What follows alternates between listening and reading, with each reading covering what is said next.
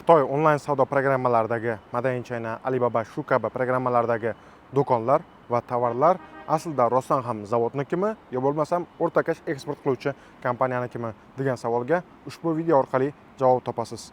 Assalomu alaykum barchaga. Men ismim Soyibjon. Bugun esa sizlar bilan mana shu onlayn savdo platformalaridagi do'konlar aslida rostdan ham zavodnikimi yo bo'lmasam eksport qiluvchi kompaniyanikimi degan savolga to'liq ma'lumotni berib o'tamiz.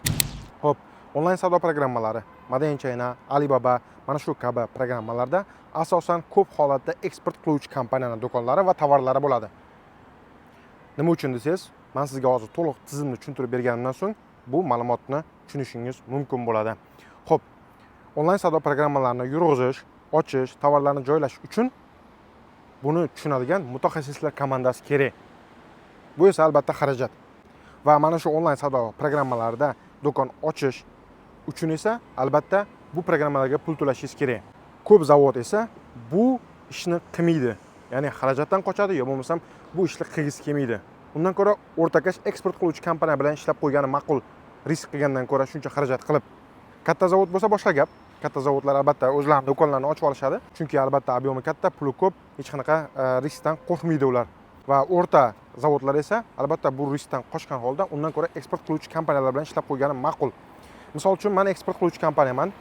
Menda mana shunaqa mutaxassislar komandasi bor, ya'ni mana shu programmalarda ishlaydigan bitta zavod bor. Men bunga aloqaga chiqaman. Menda mana shunaqa komanda bor ki hamkorlikda ishlaymiz.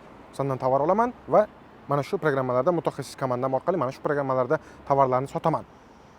Va albatta zavodning talabi ham bo'ladi, ya'ni oxirgi narxni berish uchun yiliga 50 konteynerdan ko'p oladigan bo'lsang, bemalol men senga oxirgi narxni berishim mumkin deydi. Men bu bilan shartnoma qilaman, 50 konteynerdan oshiradigan holda shartnoma qilib, tovarlarni olib, jamoam orqali mana shu programmalarda tovarlarni sota boshlayman. Tizim mana shunaqa ishlaydi. O'shaning uchun eksport qiluvchi kompaniyalar do'konlari va tovarlari ko'proq mana shu Made China, Alibaba mana shu platformalarda. Hozirda Xitoyda o'zi zavodlar eksport qiluvchi kompaniya bilan ishlab qo'ygani ma'qul bo'lyapti. Misol uchun siz zavodsiz mana shunaqa komandani tuzib, bu o'xshaydimi, o'xshamaydimi, yo bo'lmasa mana shuncha xarajat qilib o'xshamaydigan bo'lsa, shuncha xarajat. Agar katta zavod bo'lsangiz, umuman boshqa. O'rta zavod bo'ladigan bo'lsa, shuncha xarajat, bosh og'riq, xaridorlar chiqadi, oladi, olmaydi. Mana shunaqa. Undan ko'ra 10 ta xaridor, 10 ta eksport qiluvchi kompaniya chiqadi, o'zini ob'yomi bilan va tovarni oladi. Siz faqat ishlab chiqarib berasiz, xolos. Albatta mana shu sizga yoqib tushadi. Ya'ni 10 ta eksport qiluvchi kompaniya bilan ishlab qo'ygani. Hozirda zavodlarda 10 tadan ham ko'p kerak bo'ladigan bo'lsa, eksport qiluvchi kompaniyalar bilan ishlaydi. Ya'ni 10 xil brendda tovar ishlab chiqaradi bitta zavod kerak bo'ladigan bo'lsa. Ko'p holatda xaridorlar chiqadi. Mana shu Made China yo bo'lmasa Alibabadagi tovarlarni ko'rsatadi degan, mana shu brend menga kerak deyshadi. Biz tekshirib, u brend aslida eksport qiluvchi kompaniyaning o'zini brendiligini aytamiz va mana shu orqali xaridorni boxabar qilamiz. Bu o'rtakash kompaniya, zavod esa aslida boshqaligini. Ko'p O'zbekistondagi xaridorlar bilishmaydi o'rtakash bilan ishlayotganini. Sababi juda oddiy. Siz O'zbekistondasiz, zavodni topishingiz uchun albatta siz mana shu programmalar orqali topasiz, to'g'rimi? Bu programmalarda esa mana shu eksport qiluvchi o'rtakash kompaniyaning do'konlari bo'ladi. Siz Xitoyga kelib ham o'rtakashdan olayotganini bilmasligingiz mumkin. Sababi oddiy.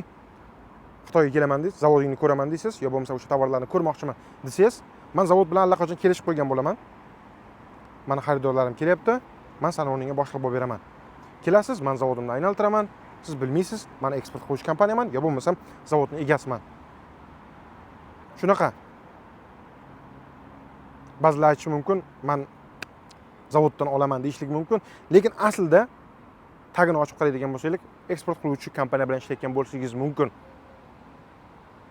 Shunaqa, tizim mana shunaqa ishlaydi. O'shaning uchun eksport qiluvchi kompaniyalar hozirda oldinga chiqib olmoqda.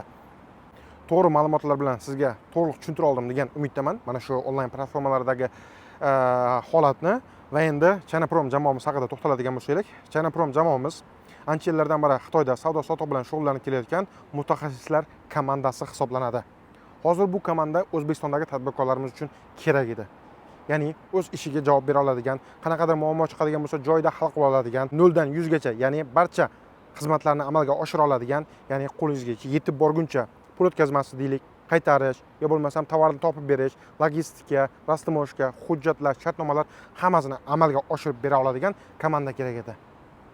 Biz esa China Prom jamoasi orqali bu xizmatlarni barchasini sizga taqdim qilishimiz mumkin bo'ladi. Agar sizga ham China Prom jamoasi xizmatlari kerak bo'ladigan bo'lsa, bemalol bizga aloqaga chiqishingiz mumkin. Video ma'lumot foydali bo'lgan bo'lsa, like va komment, podpisatsiya bosib qo'ysanglar, xudo xolasa kelasi videolarga bizda ishtiyoq va to'liqroq ma'lumotlarni sizga ochiqroq berishga harakat qilamiz. Hammaga rahmat. Xitoy bilan savdo aloqalarida omad tilaymiz.